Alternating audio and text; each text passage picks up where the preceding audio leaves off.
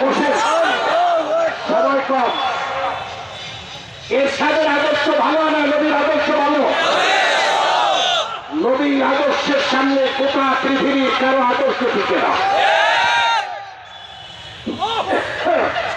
যদি বাংলাদেশের 18 কোটি মানুষ এই 24-এর গণ অভ্যুত্থানের পরে চরপরের তীরের এই ভাষা না বোঝে, তাহলে বাঙালি জাতিকে আবারও গোলামে পরিণত হতে হবে, আবারও জুলুমের শিকার হতে হবে, আবারও বাঙালি জাতি নির্যাতিত হবে, নিপীড়িত হবে।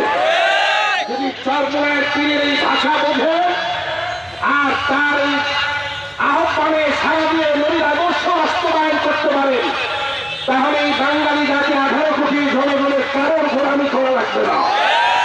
গোলামি করবো একমাত্র আল্লাহ।